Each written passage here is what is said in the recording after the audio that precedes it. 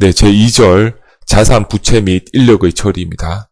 2절은 2005년도에 철도청이 없어지면서 철도청이 가지고 있던 자산, 부채, 인력을 한국철도공사와 국가철도공단으로 이관해야 되는데 그때 그 처리 기준에 대한 얘기라고 생각하면 쉽습니다. 22조 철도자산의 구분 1항 국토부 장관은 철도청, 고속철도건설공단의 철도자산을 다음 각화와 같이 구분하여야 한다고 명시되어 있습니다. 자, 금방 제가 쉽게 그냥 설명하기 위해서 철도청이 없어지면서 그 자산이 이제 국가철도공단과 한국철도공사로 이관됐다고 얘기했는데 정확하게 말하면 철도청뿐만 아니라 고속철도건설공단의 자산도 마찬가지입니다. 그러니까 그 당시 철도청은 그 무궁화 새마을처럼 이렇게 이제 속도가 이제 고속이 아닌 이제 열차를 운영했었고 그 당시 이제 고속철도건설공단은 이제 지금 경부고속선이죠. KTX가 다니는 고속으로 달리는 열차, 고속열차에 대한 선로를 만들고 하는 준비를 했던 곳입니다. 그래서 철도청과 고속철도건설공단을 합쳐서 이게 이제 같이 흩어져서 국가철도공단과 한국철도공사로 이관되게 됩니다.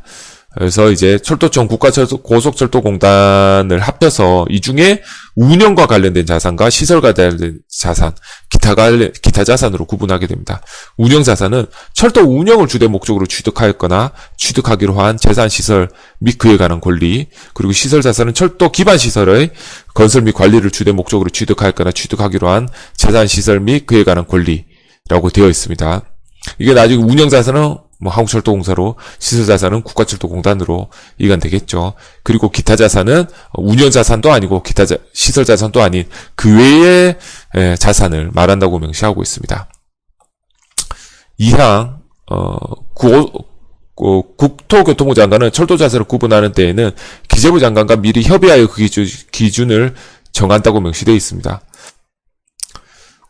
이관 대상인 이 철도청과 철도건설공단의 자산은 국가 소유죠. 국유재산이지 않습니까? 그 당시에 철도청이 공무원 조직이었으니까. 그러면 이 국유재산에 대한 담당 부처는 국유재산법에 따라 기재부 장관입니다. 그러니까 국유재산을 결국 한국철도공사로 이관한다고 하면 그러면은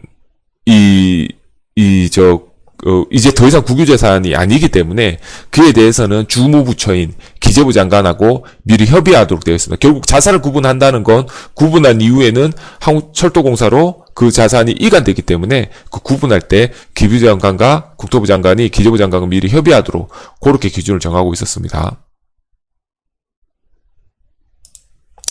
네, 다음 23조 철도자산의 처리입니다.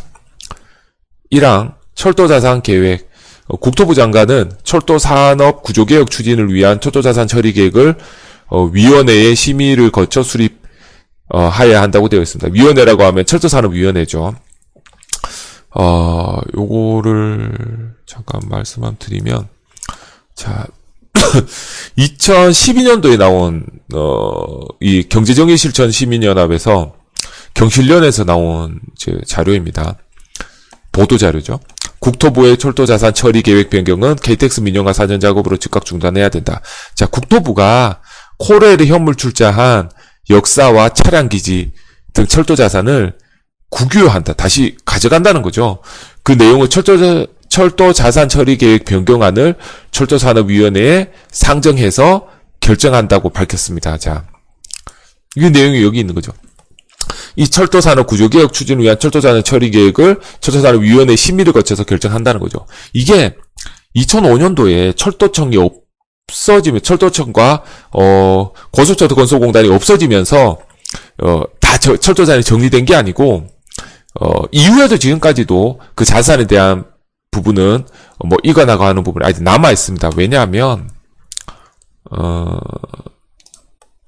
자 이제 그 안료 사이트에 가면 있는데요.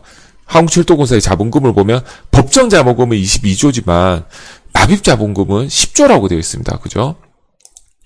아직까지 다 이관되지 않았다는 거죠. 네. 그리고 여기 보면 2021년도 보도 자료입니다.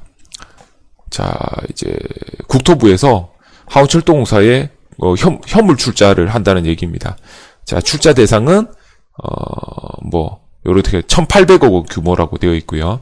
근본 출자는 철도청이 철도공사를 출범한 당시 05년부터 08년까지 세 차례에 걸쳐서 운영자산을 현물 출자한 바 있고, 지금 당시 건설 중이었거나 지적 공부 미정리, 공보상 이제 정리가 돼야 되는데 정리가 제대로 안 돼 있었다는 거죠. 그거를 등을 이유로 제외된 자산을 이제 다시 출자했다는 거죠. 이렇게 출자가 철도청 될 때 이미 다 끝난 게 아니고 아직까지 자산에 대해서는 법정 잠금 22조년이 안 되는 것처럼 계속 이제 이관되고 있다.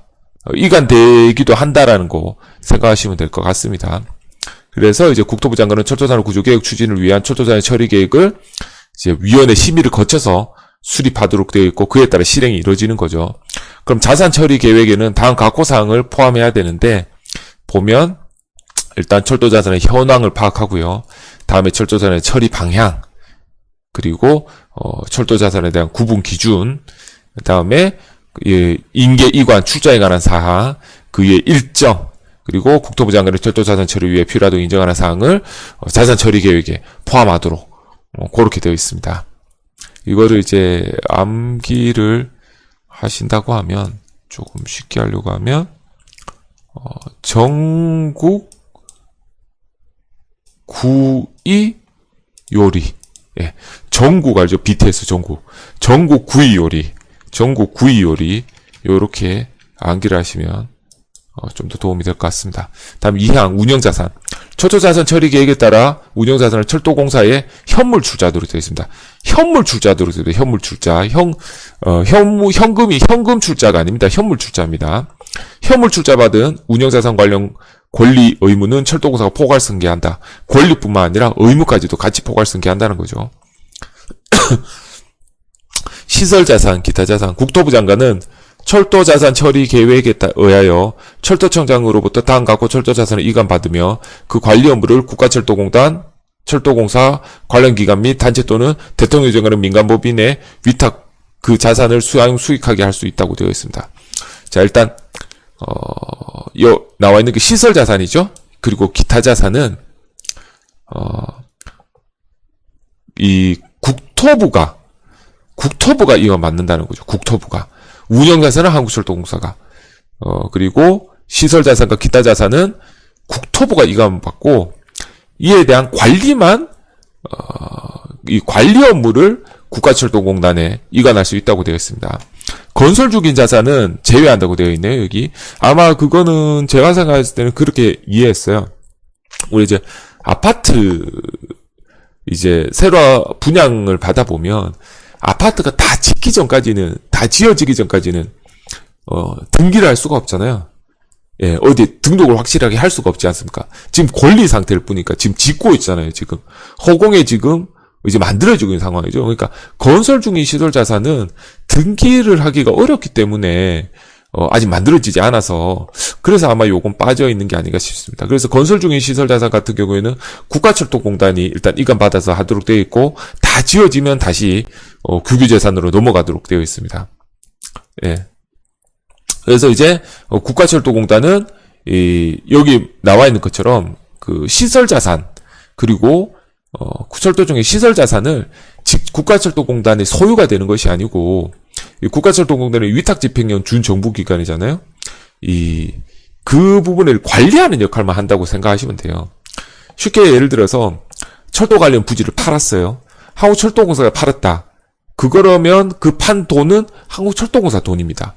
국가철도공단이 만약 부지를 팔았다. 그럼 그 돈은 국가철도공단 돈이 아니죠. 왜냐면 그 자산이 국가철도공단 게 아니고 국가 소유니까 국유재산으로 인해 갖고 국가로 귀속되겠죠. 그렇게 이해를 하시면 될 것 같습니다. 다음 대통령령에 따른 철도자산 관리 업무 민간 위탁계획. 여기에 관리할 때 국가철도공단, 철도공사뿐만 아니라 대통령으로 정하는 민간 법인에 위탁 그 자산을 사용 수익하게 할 수 있다고 되어 있죠. 대통령을 정하는 민간 법인이라고 하면 민법상 비영리법인과 상법상 주식회사여야 됩니다. 민법상 비영리법인과 상법상 주식회사. 이거를 만약에 암기한다고 하면 민비상주. 민비가 상주한다. 민비가 상주한다. 민비를 하고 들어보셨는지 모르겠는데 옛날에 명성황후를 같은 경우에 옛날에 이제 미치지 않습니까? 명성황후가 민비라고도 좀 낮게 불렀어요. 그래서 민비상주. 그렇게 좀 암기를 하시면 될 것 같고요. 다음 이제 민간인터 계획 수립 고시. 국토부 장관은 철도 자산의 관리 업무를 민간 법인에 위탁하고자 하는 때에는 철도산업위원회의 심의를 거쳐서 민간인터 계획을 수립할 때 이를 고시해야 된다고 되어 있습니다. 위탁 계획 시 포함되어야 되는 내용으로는 위탁 대상 철도 자산, 위탁 필요성과 범위 및 효과, 수탁 기간의 선정 절차, 여기에 대해서 포함해야 되는 거고요. 다음 민간 위탁 계약 체결. 국토부 장관은 고시된 민간 위탁 계약에 따라 사업계획 제출한 자 중 당해 철도자산 관리에 적합한 자를 선정하여 위탁 계약을 체결해야 됩니다. 민간 위탁 계약 내용에 포함되는 내용으로는 이렇게 있는데, 우리가 통상가를 관리하는 계약을 생각하시면 돼요. 관리업체에 계약한다고 생각하시면 될 것 같아요. 우리 통상가를 만약에 관리업체에 계약을 해요. 내가 거기 관리를 못하니까 관리업체를 선정해서 일단 그 자산, 철도자산, 해당 자산, 그리고 해당 자산에 대한 관리에 관한 사항, 그리고 우리의 계약 기간, 그 다음 그 대가 얼마 줄지, 그리고 관리할 때 내가 거기에 대한 관리하거나 감독할 수 있는 사항, 그리고 만약에 해당 그 위탁 업무에 대해서 재위탁에 관한 사항, 그리고 집주인 내가 이제 필요하다고 인정하는 사항, 국토부장이 필요하다는 인정 사항, 요렇게 정도가 들어갈 수 있겠죠. 예, 그렇게 이해를 하시면 될 것 같습니다. 다음 5항. 국가철도공단은 다음 각호 철도자산과 그에 관한 권리 의무를 포괄 승계하고 1호 2호 및 철도자산이 완공될 때 국가에 규정한다. 자, 1호 2호는 아까 말씀드렸다시피 철도중에 건설 중인 거, 고속철도건설공단이 건설 중인 자산은 일단 국가철도는 여기서 지어야 되니까 이제 그 건설한 다음에 완공되면 국가에 소유하도록 하고요. 고속철도 기타 자산만 고속철도 건설공단은 기차 자산만, 이제 시설 자산도 아니고 시설 기반 자산도 아니고 운영 자산도 아닌 기타 자산만 국가철도 건설공단 소유가 되기 때문에 국가철도공단은 사실 자신의 사익이 없고 국가에 있는 어떤 재산을, 국유재산을 관리하는 역할만 한다라고 생각하시면 됩니다. 다음 절차. 이제 철도청장 또는 고속철도건설공단 이사장이 2항부터 5항까지 규정에 의하여 철도자산의 인계 이관을 하고자 하는 때에는 그에 관한 서류를 작성해서 국토부 장관에게 승인을 받아야 된다고 되어 있습니다. 이게 이제 철도청이 없어지고 철도 정책에 관해서는 이제 국토부가 담당하니까 자산과 부채에 대해서 국토부 장관의 승인을 받아서 이제 이관한다고 생각하시면 될 것 같고요. 혹시 기재부 장관, 시험 문제에 기재부 장관의 승인을 받아야 된다라고 하면 틀린 답입니다. 국토부 장관의 승인입니다. 이게 헷갈릴 수 있는 게 아까 22조 2항에서 국토부 장관은 철도 자산을 구분할 때 기재부 장관과 미리 협의하도록 돼 있었잖아요. 협의해서 기준을 정하도록 돼 있지 않습니까? 그래서 그거랑 헷갈릴 수 있어서 말씀드리는 겁니다.